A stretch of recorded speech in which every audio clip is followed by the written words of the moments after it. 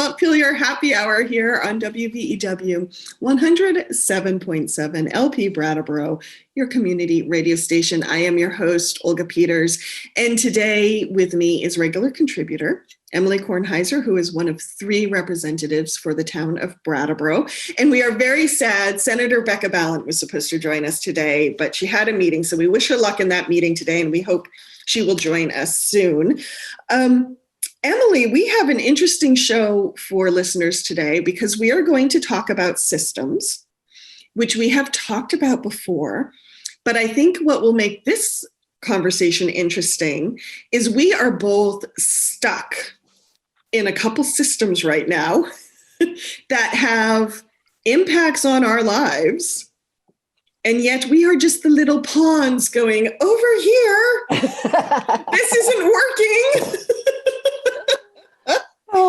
And it's, I think, an interesting experience for both of us who are kind of used to just getting in and getting things done and getting things fixed. And not happening. How are you, without going into deep details about the bureaucracies we're up against, how are you feeling right now, just in the middle of trying to sort this out so you can move on with your life? Oh, that's an interesting question. I think maybe one of the reasons I'm well suited to the work I do is that usually when I encounter something that's not working, I take it as this like really exciting challenge to overcome. So I often experience bureaucracy as like something that I can beat. I will triumph. I get sort of weird and competitive about it. And quite a few jobs ago, I had to, I helped my employer get this certain small business status with the federal government, with the General Services Administration.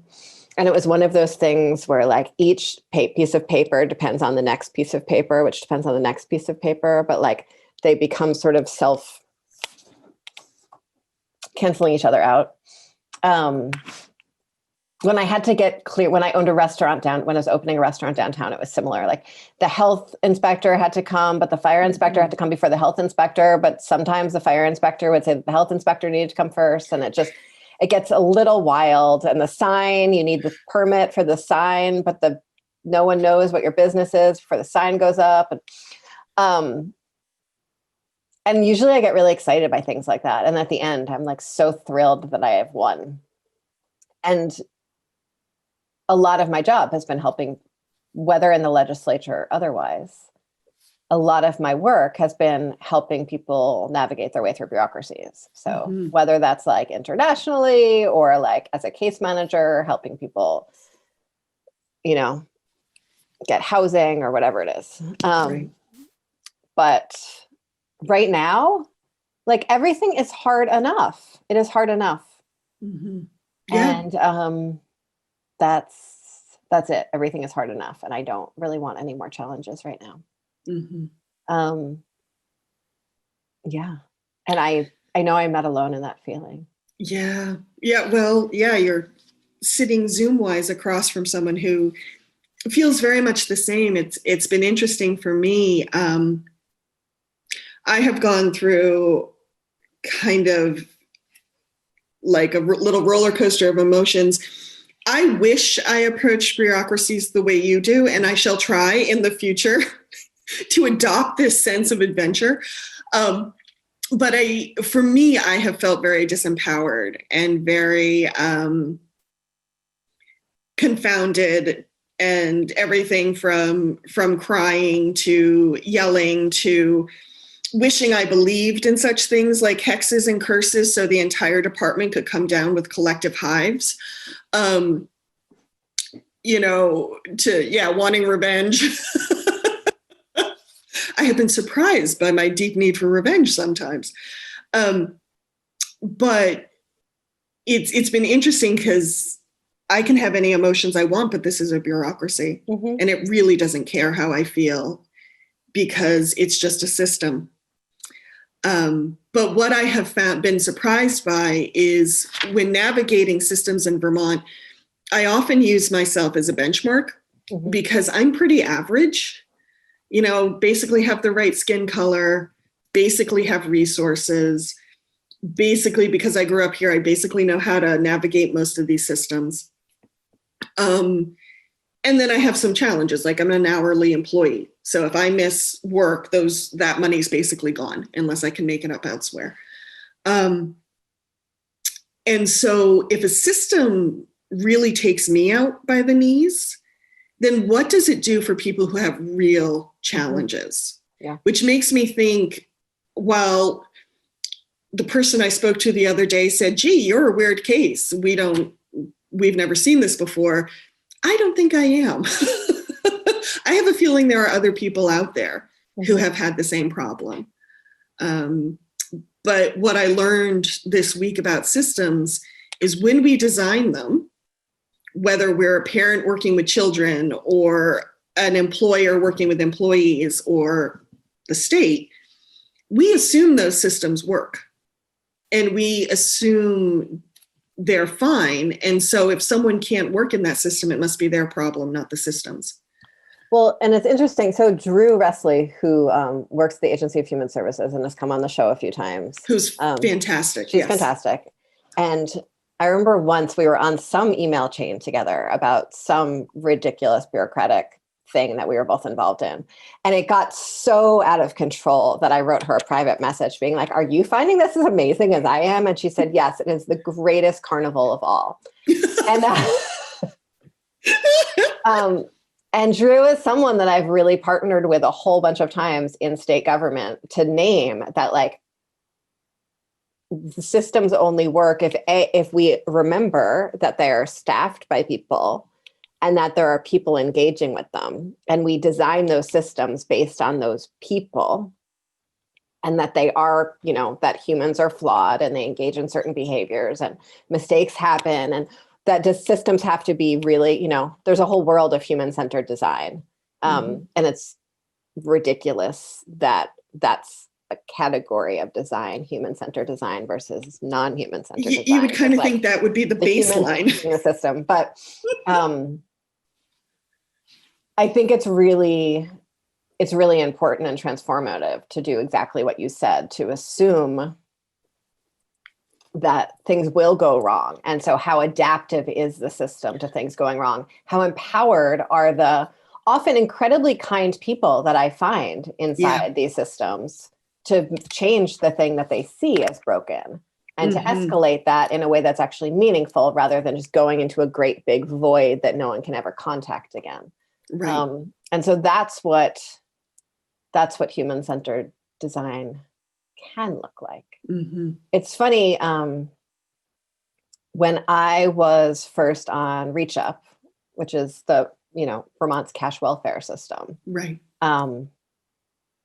I perform very well in bureaucracies. I did very well in school. I test well. I complete forms very quickly. I am a well-aligned middle-class citizen. And so, I go into fight or flight mode. Yes. Yeah, totally. And most people do. And so as I navigated that system, I was really given a wide variety of privileges that are not given to people who don't navigate systems like that as easily as I do. And then after that, when I worked as a Reach Up case manager, all of a sudden I found out about all of these rules that no one had ever told me about before when I was subject to them.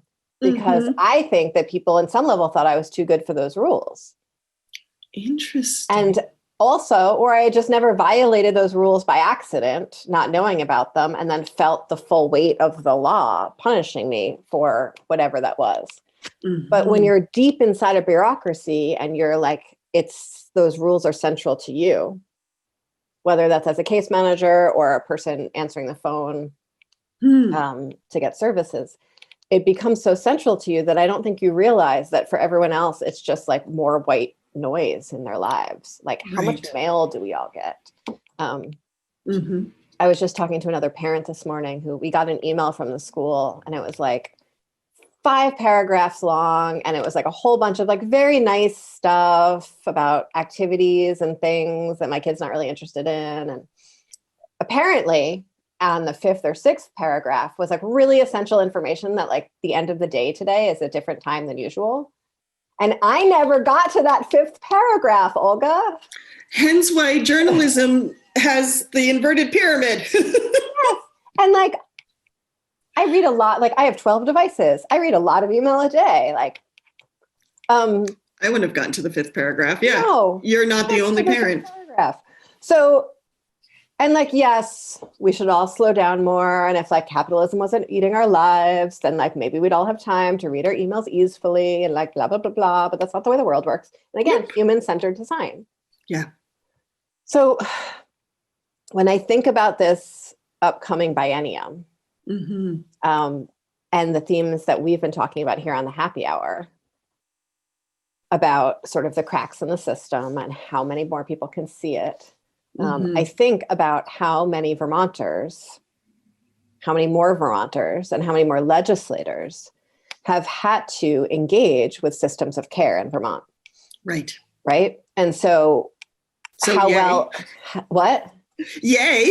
Yay. So, right. So like our public information systems, like how do people find out about public health information or not, right? We know that there was this huge outbreak in Winooski because no one was bothering to translate the information at first. Or how many more people understand how incredibly frustrating the unemployment system is and how punitive it is, right? How assuming of fraud. And so many more people have now felt that feeling that fraud is assumed. How many more people have had to access the health exchange because they've been laid off?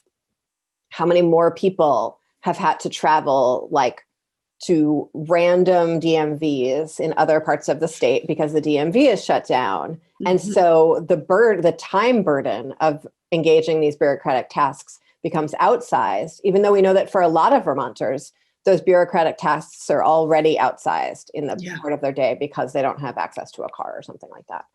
And so as all of these cracks have been revealed, and so many more people have this like lived visceral experience of those cracks, like, are we going to tackle those things this upcoming biennium? Are we going to say like, wow, there's a lot of people in our state who fall through the cracks of the unemployment insurance system, and that's like really our only safety net. What are we going to do about that? Wow, we have so many people who like need health, and who need treatment and can't afford it. Like, what are we going to do about that?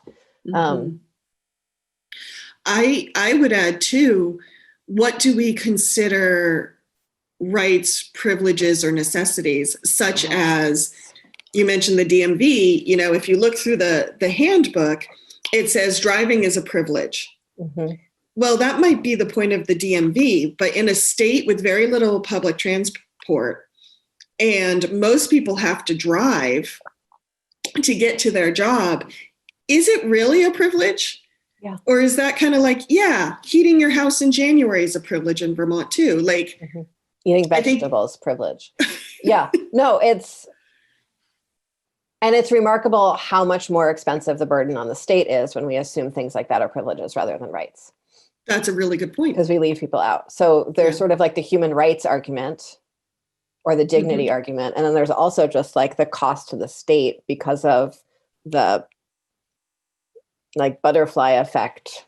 There's a better way of saying that I don't have. But it's so new biennium, lessons learned.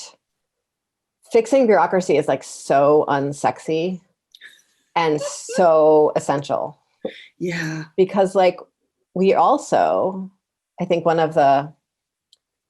it's essential to people seeing the good in government and the usefulness of government, which is our collective will. Yeah. I mean, that's the point of it, right? It's like supposed to be our collective will. And if we know anything from this election is that like, distrust in government is going up and up and up. In technocrats, in elites, in people from urban areas, whatever frame you want to put on the divide across this country, we know that it is far from being resolved. Yes. And for me, like, that trust in government is such a key part of that. So I think the more we can make government effective by remembering that it's like people, government is people, bureaucracies are people, and they're serving people. Yeah. And we're all flawed, and none of us read our mail, and that's okay. Or some of us happen to be moving when a letter gets sent and we never get the letter. That happens too. Yeah. Or like, the kid brings the mail in and like somehow one of the pieces of mail gets underneath another pile of mail because like a 5-year-old was super proud of themselves that they got the mail from the mailbox. Yep. Or it fell behind the refrigerator. Yeah. Yep. Yeah. Or like it's the bottom of someone's backpack or like whatever it is. It's just like based on people and real people's lives. And I think that is such a good point because what we just listed were very just sort of, if you want to blame anything, you blame gravity because the letter fell behind something. But they're tiny moments that if you're trying to get through a bureaucracy can really snowball into something huge. And it kind of shows in a way how fragile some of our systems are. If that one piece of mail goes missing and suddenly you can't access your health insurance or you can't access your whatever. Well, let's use 2 examples. So one example for me is I was recently laid off and I'm applying for unemployment. Yes. The process is going on for an incredibly long time. I've apparently been sent to adjudication. No one can explain to me why, because it actually doesn't make any sense. I have a very straightforward case. Fairly large employers. I know they're already in the system. They popped up immediately when I was filling it in. Certainly no one is going to. Anyway. Nothing nefarious is happening. Nothing nefarious is going on. And there's no way my employer is denying my claim. Like I'm positive about that. So it goes on like this. I call. They say that they have no idea when it will get resolved. No one on the phone can tell me when they know it might be resolved.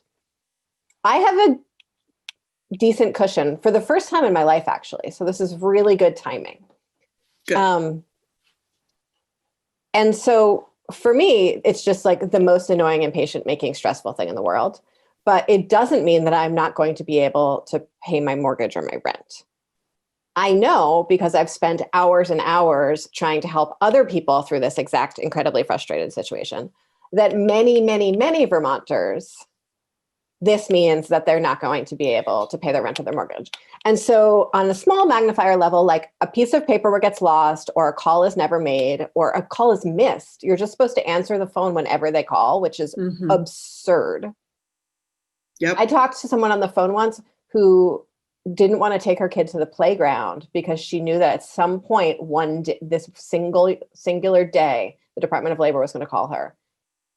So she was home with 2 little kids and she could not leave the house for the entire day. So, but if I couldn't pay my rent, I might get evicted. That's not just that I am homeless. It also means that I'm going to have an incredible trouble ever finding another apartment again because I have an eviction on my record. And I'll have to come up with first and last in security, not just rent, right? Yes. Or I just, best case scenario, I just get a ding on my credit. That might mean that I can never buy a house or never buy a car. Or if I do try to buy a car, my rates are going to be astronomically higher than they would be otherwise. Right. And that's just like little things from like, a check taking 2 weeks instead of 1 week. I know that, another example is I've talked to a lot of people who are having trouble with the Department of Motor Vehicles right now. Because rather than digitize things or work remotely, almost everything still has to happen in person. Yeah. Who knows why? And we have like 1 or 2 DMVs open around the state. Yeah. So if someone loses their car, what happens? You better hope you have a job that you can work remotely and you have friends who will bring you groceries. Because you're technically not supposed to go anywhere or drive. And if you do drive anywhere, the ticket is exorbitant. And and it keeps on going, and then it gets tacked to your insurance. Yep. And then how would anyone ever pay the fines to get their license back? Mm-hmm. And so we do have systems, actually state systems, for people who are in that situation that can then move to sort of getting their license back and then be on a payment plan, rather than having to pay and then get their license back. That's useful. It's part of a restorative justice suite of services in Vermont. But it sort of misses the upstream point that most people wind up in the position of losing their license, not because of anything nefarious or worthy of government punishment, but just because paperwork is complicated and people are busy and systems often don't work the way they should. Without going into a lot of details, because I have yet to resolve the system, I am one of those people who is struggling with the DMV right now. And to try to remedy a problem I'm having with my license, my dad and I drove to Montpelier this week. And I was a good little doobie. I made an appointment beforehand. I lined up a ride, so someone else was driving. I got to my appointment 15 minutes early, like I'm supposed to. I had all my paperwork. I show up. I waited, 20 minutes before someone would see me. And I want to say the counter person who worked with me was lovely and very kind and very patient, because, he almost saw me cry. But I get up to the counter and we're going through all my paperwork and we're trying to remedy the system. And he says, "Oh, no, we can't fix this today because of X, Y, and Z." And I said, "Why is that not on the website? If I had seen that on the website, that I needed to take a different path, we would not have driven to Montpelier today. I would not have lost 8 hours of work, and meaning 8 hours of pay. We would have made different choices." And his response was, "Well, this doesn't tend to happen, so we didn't think we don't need to put it on the website." And I'm like, you kind of need to put it on the website, because guess what? It happens. So a simple thing like the right information not being on the website. And I still don't have the problem remedied, and I don't know when it will be. So thank goodness I have a father who is willing to bring me groceries, because I will be working out of my home for the foreseeable future. Yep. It's fun. And we don't, for all of our lovely listeners out there, we are not just talking about this so we can have Grouchy Friday together. We are. Yeah, we just would have had a phone conversation if we wanted a Grouchy Friday. No, but when I think about the lessons of the pandemic, again, it is really about so many more of us seeing our systems revealed, public health systems, benefit systems, and an opportunity to say these need to actually work for people. Yeah. We need to have, one of my colleagues calls it a caring economy. And that doesn't mean that we want to make sure that corporations love people. It means that we need to recognize that care needs to take place, whether we want it to or not, and our economy needs to accommodate that. Yeah. And I would add that one of the consequences when people can't work within a system, or the system is not kind to them, or right down ruthless to them, they leave that system. And then, we look at people in society, there are probably a lot of folks in Vermont right now driving on expired licenses.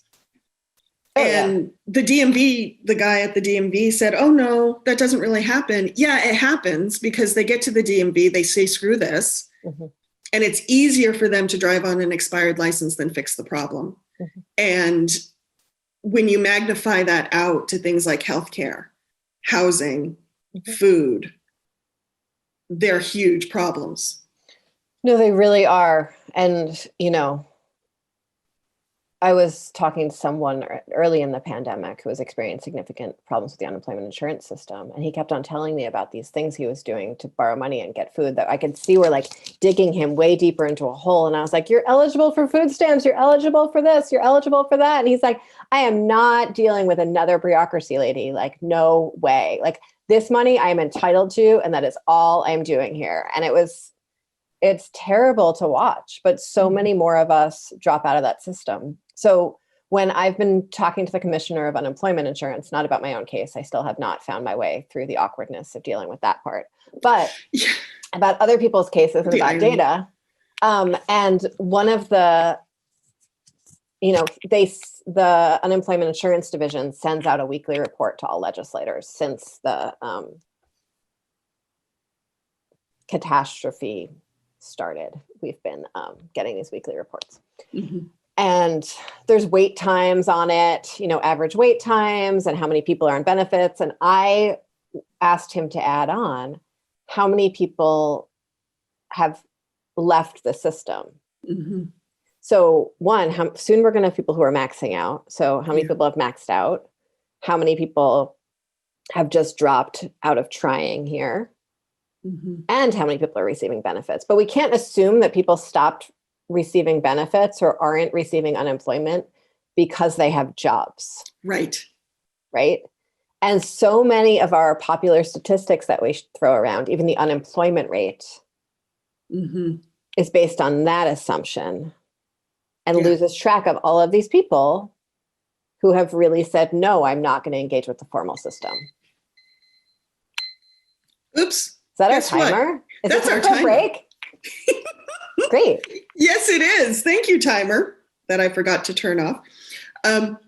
We shall be right back with the Montpelier Happy Hour here on WVEW 107.7 after a word from our underwriters. Welcome back to the second half of the Montpelier Happy Hour here on WVEW 107.7 LP Brattleboro, your community radio station. If you're just joining me, I am your host, Olga Peters, and I am speaking with regular contributor Emily Kornheiser, who is one of three representatives for the town of Brattleboro. And we have been talking in the first half of the show, we were talking about fixing bureaucracies and how bureaucracies, how they can really leave people out of the process, and the butterfly effect of that and the ripple effect of that. Looking at the upcoming biennium, which is supposed to start in January, mm-hmm. even though this one in a way never ended. What's on deck, Emily, and will you be looking at any systems while in this new biennium? Oh, what is on deck? So it will start in January. I like how you said it's supposed to start in January, like it might not. I'm pretty positive it's going to start in January. Everything's up in the air these days. So yes, I think we will be doing some work around sort of tweaks to COVID, tweaks that we made and seeing how that works out. I want to make sure that we're really diving in a little bit deeper. I don't know if I'll be able to. Do that beyond committees that are my jurisdiction. But I think that's a really, really important part of the work that we're going to be doing. There's doing I think last week we were talking about developing new policy, not based on sort of reactions to what's in front of us, but building for the future, really with the future in mind. And so I think that's going to be really important. What's interesting is that a lot of programs like healthcare reform or family medical leave or even minimum wage are all much easier to do at the federal level. Yes. And we have a new president-elect. And a lot of those things... Yes. Yay. And a lot of those policies are things that were discussed during the campaign, and they might be priorities of the administration. And so some of this is like a little bit of a wait and see, hurry up and wait and see, but don't want to wait too long. Right. And so we are looking to see like who the cabinet picks will be and what that signals about priorities. And really just sort of seeing what happens between now and January. The Democrats have a big caucus every year at the beginning of December, where we each sort of come together. We have smaller caucuses leading up to it, smaller conversations really, leading up to it. This is on the state level? That usually on the state level. So usually leading up to the new session, we have little regional conversations as Democrats, and then we have this big caucus that the media is welcome to, and usually happens in the State House in the cafeteria. And that is the first week in December. And we talk about what we heard on the campaign trail and where our constituents' priorities are for us and what we're going to work on for the new biennium or the new session. And so that's happening in December. We'll see what happens there. But there is a lot of that sort of weighing the federal landscape versus the state landscape and what that looks like. And the second huge part of that is, will there be another relief package? Right. How flexible will it be? I think that's even more key. Yes. Well, I mean, the money is the most key, but flexible is second key. And so really needing to understand that. And that's certainly a confusing part of this whole mix up. Yeah. Decision tree.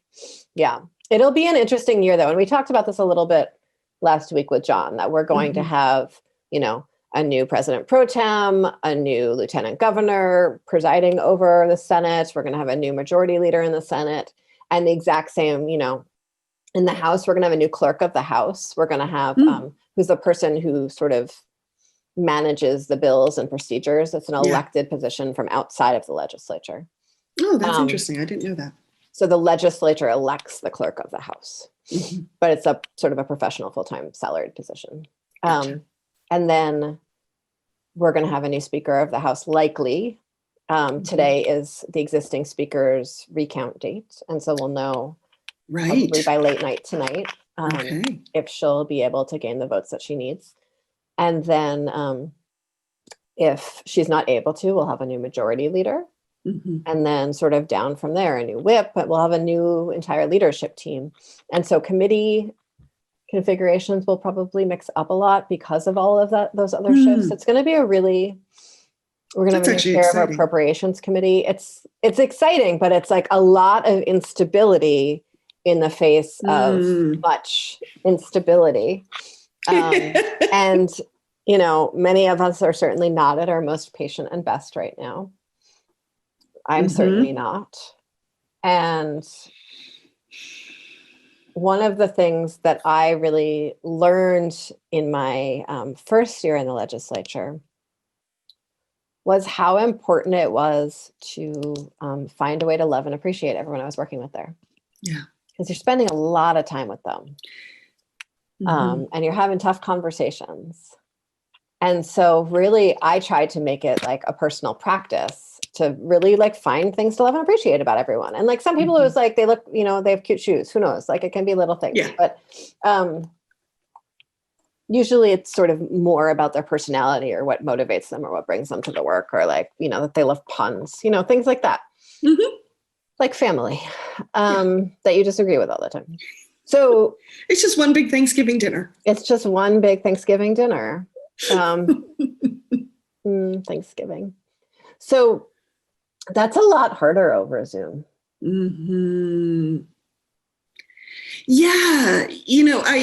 I've been thinking of the legislature, and as you called it, Zoom democracy. That Zoom is so interesting because in a way, I think it gives us this false sense of intimacy in the sense that you're seeing someone's office and you're seeing their cat walk across the keyboard, or their kid ask for a snack or something like that. And yet it's still a disconnect. And it's harder to have some of the, for lack of a better term, the more intimate conversations that sometimes need to happen with problem solving. Yeah, no, there's a level of formality to all communication that's really challenging. You can't sort of stop someone in the hall or walk out with them subtly and happen to fall into a conversation. You don't know who people are looking at. Well, in a simple, wait a minute, I didn't understand that. That can't be answered right then and there or something like that. Yeah. So it's harder to interrupt behavior. It's hard to understand people's motivations. It's hard. A lot of subtlety is lost. And so that makes some parts of the work more challenging. There are things that are better and easier. It's pretty incredible that anyone anywhere in the world can watch all of our committee deliberations and all of our floor deliberations from their device. Mm-hmm. I really love that. Yeah, I love that too, actually. It's really cool. And for better and for worse, lobbyists and advocates have much less access to the process now. Oh, that is fascinating. So they still have the same ability to testify before a committee. Right. But when a person, lobbyist, activist, random human, would sit in a committee room on the sides just to listen in on what happened, their reactions to what's happening becomes part of the zeitgeist of the room. Mm-hmm. And so that might be something as overt as they overhear something that a witness is saying or that another member of the committee is saying, and they raise their eyebrow. Mm-hmm. And a member of the committee notices that and knows there's information there.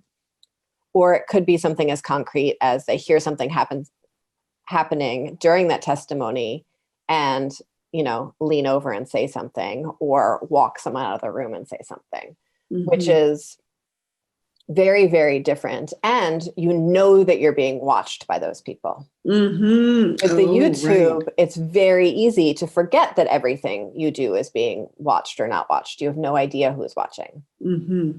And so in some ways, I think that affects people's courage in both directions. Mm-hmm. I think it affects people's manners in both directions. Mm-hmm. I think it affects people's patience and listening in both directions. And so activists or lobbyists really, again, have less subtle means available to them. They need to call a legislator or text or email or formally ask to give testimony. They can't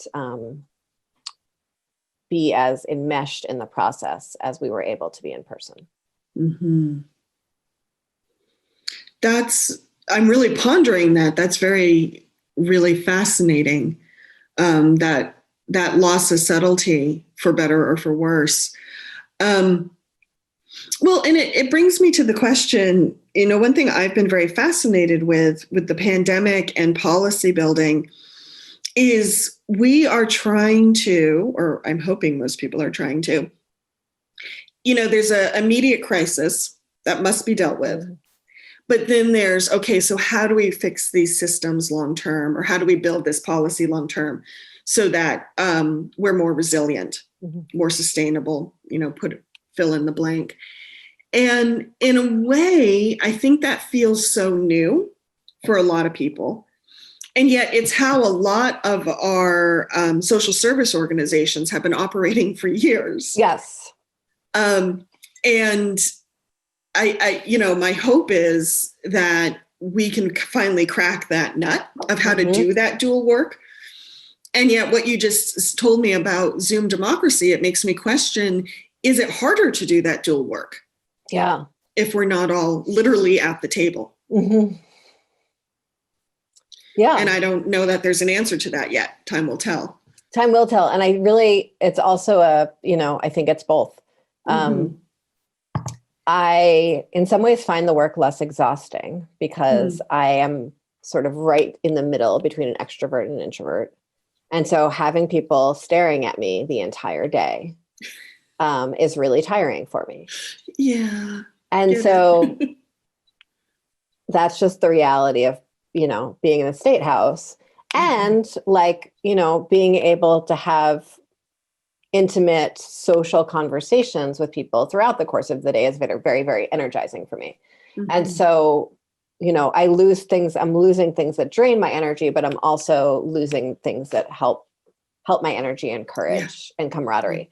And I think that's true for almost everyone in this time, that there are things that we're gaining and things that we're losing. And that's true. I mean, that's true with the life. Yeah. Yeah.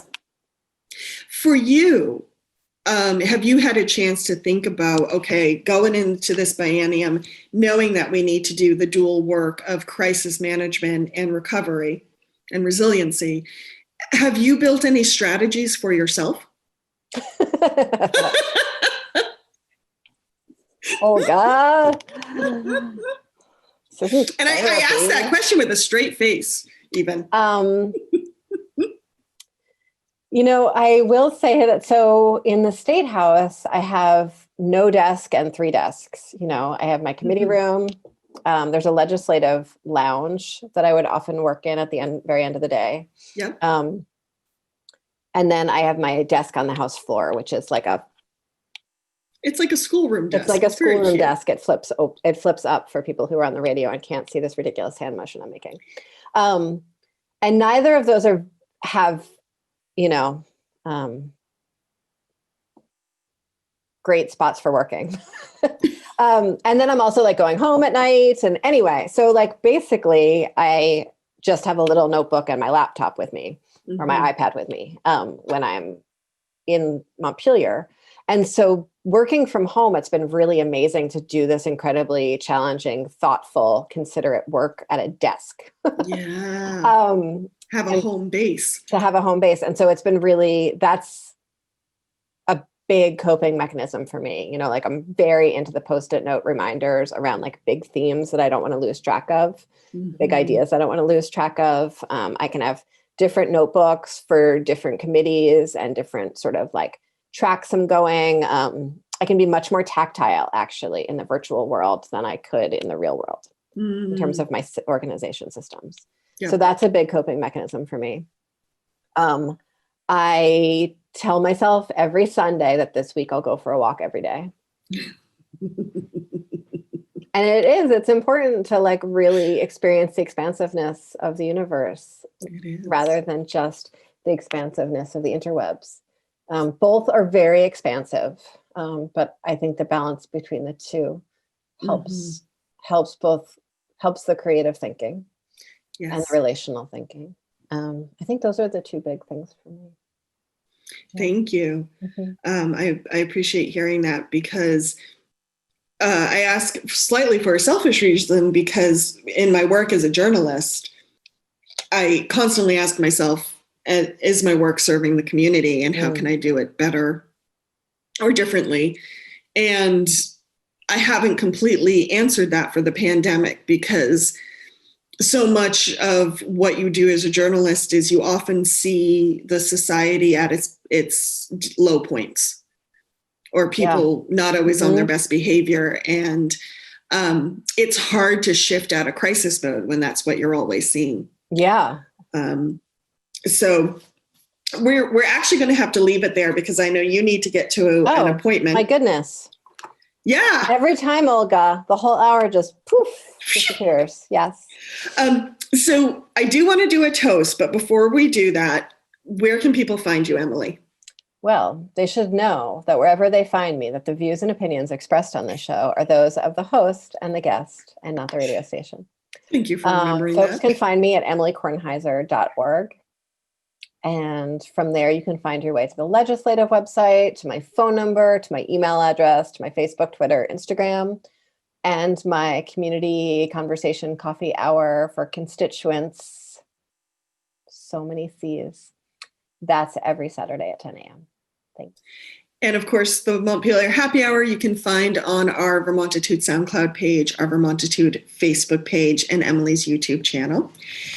I want to raise a glass or a toast, coffee mug, to creativity. Because a very wise friend said to me this week, as I was freaking out about dealing with the DMV, she said, so when this is all said and done, Olga, is it going to be a newspaper article, a short story, or a film script? And what hit me was, oh yes, I'm a storyteller. I can literally change this experience into anything. And it reminded me about the power of transformation inherent in creativity. So I want to toast to transformation and creativity and taking experiences and transforming them into something that can benefit others. Hear, hear. Have a great weekend, everyone. Best cheers. Thank you, Olga. Thank you. And a very happy Thanksgiving to you. Happy Thanksgiving. I hope you get to spend it with the people you care about. And eating pie. Oh, lots of pie. There must be pie.